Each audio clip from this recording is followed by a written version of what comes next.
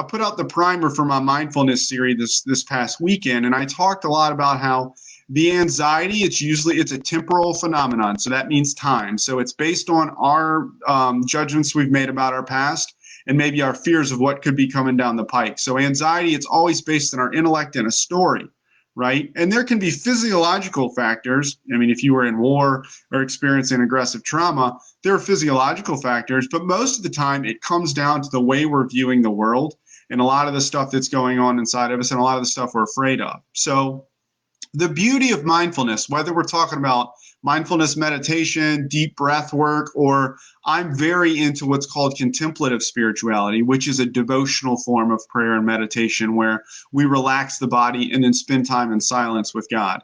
So the really beautiful thing about mindfulness is it gets us back into the current moment. It gets us back into the body where we can learn to process in the body and be comfortable in the body and calm down.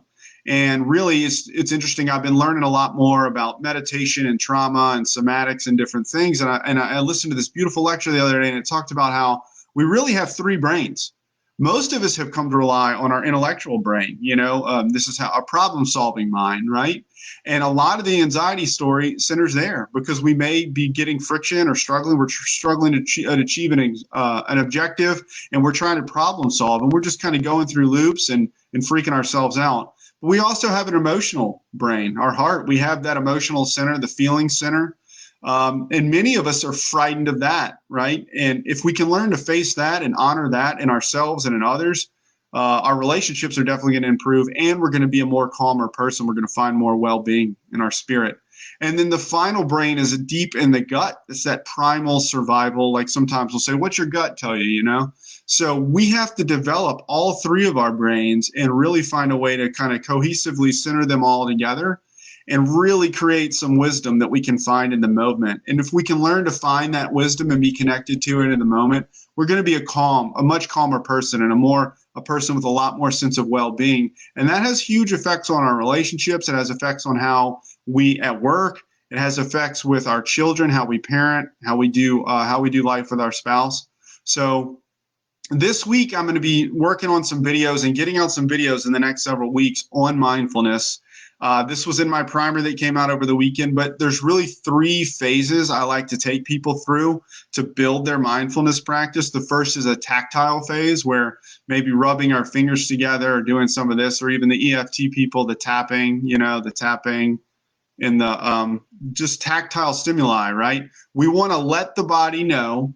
We want to have a cue that we're about to go into meditation or that we're going to calm ourselves down. So even if we don't have time to meditate at work or whatever we're doing, we can always give ourselves the tactile cue to calm down and come back to the breath. So it could be anything like rubbing your hands together. A lot of times I like to do snaps, right? So if I'm having trouble, if I'm getting amped up, if I'm a healthcare practitioner, so sometimes at work you need to be in three different places at once, and there's alarms and there's different emergencies and stuff. So sometimes I'll take deep breaths and I'll do my tactile cues just to remind myself, calm down, you're okay, come back to the moment.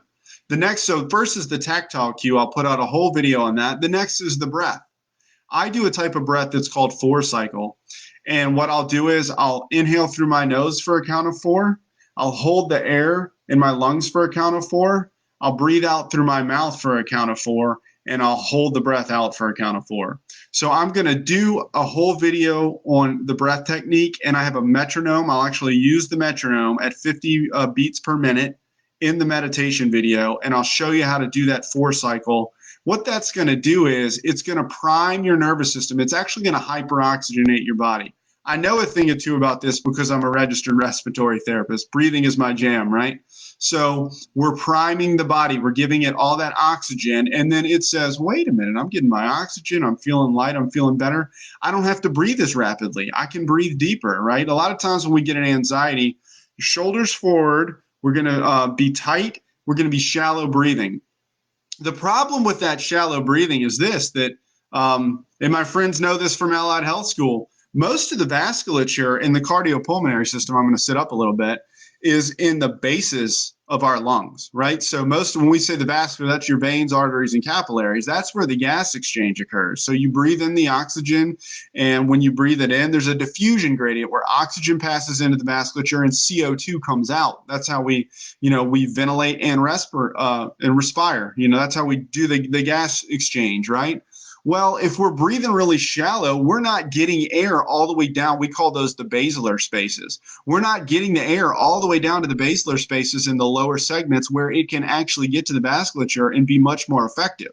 So when we do a deep breathing technique like the 4-cycle technique, we're hyperoxygenating the body. In as little as 2 to 3 minutes, we can start to really calm down, change our oxygen and CO2 levels, and become a much calmer person and relax. And a lot of times what we can do, combining that tactile cue and then getting some time for the deep breath, even if you can't go into 4-cycle, maybe you could use a tactile cue, take some deep breaths, and then on lunch break, go to your car, be alone, go to a conference room, be alone. Like there's a chapel at the hospital I work at. I go sit in the chapel and I do some 4-cycle and some prayer, right? And the last piece, so I talked about tactile, I'm going to talk about the breath work. The last piece is that devotional silence with God, right? That's that time we could use really soft, gentle anchors. I call them sacred words, like mantras, where we're just sitting.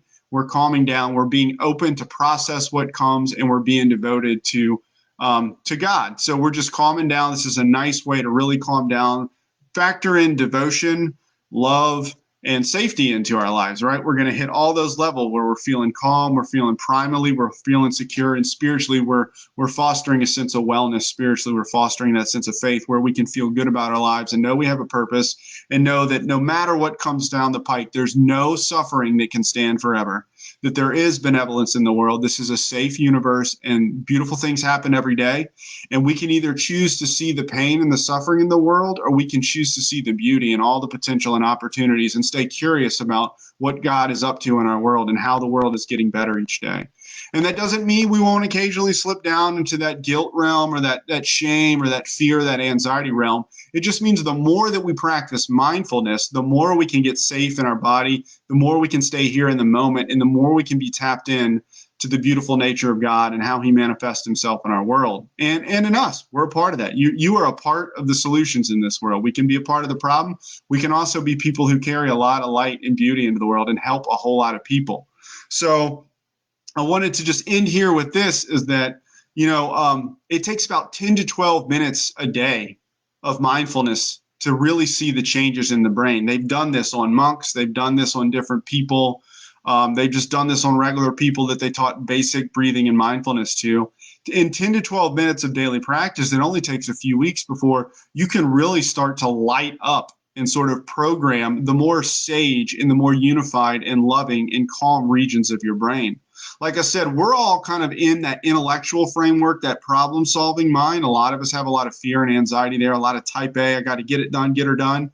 Well, we can actually tap into the other side of our brain, which is much more fluid. It's much more open to emotions. It's much more open to empathy and compassion and being in the moment. It sees the world as unified. It sees other beings as worthy of our love.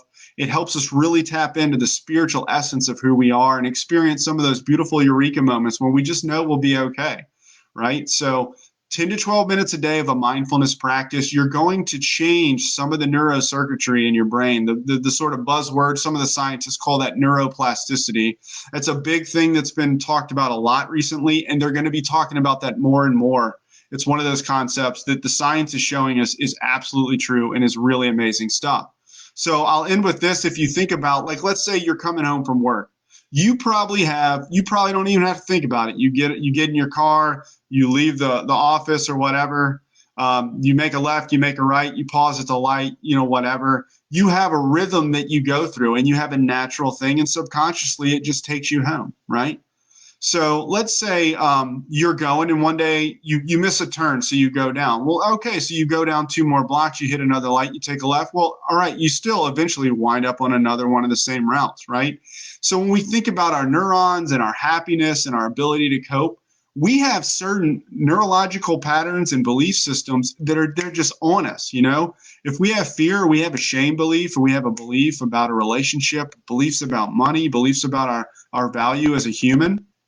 our brain will just take us right there. And then we get a trigger and a stimuli, something's going on. Maybe we've got a conference call that's a little bit intense, corporates in town, regional VPs in town. We might have a trigger point that sets off some fear within us, and all of a sudden we're off to the races. We're having negative beliefs about ourselves. We're feeling that we can't follow through. We're having worry and fear about anything. It could be about our money situation, life, family life, our kids. Our kids can be we can have issues within ourselves and beliefs about our children and our worth as a parent and how we're doing, and we're just off to the races down that sort of you could call it a negative place. It's kind of like a bad neighborhood. You shouldn't necessarily go in there alone.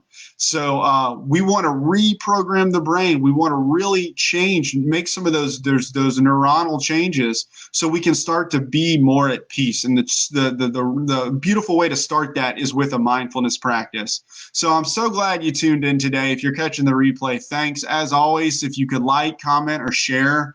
And like I said, adamstevenscoaching.com. You can check out, this will be on my hub, my YouTube channel, Adam Stevens Coaching. On Insta, I'm A Stevens Coaching. So thanks for so much for tuning in. And you just have a great, calm, serene, and fun day, man. Lots of love. Take it easy.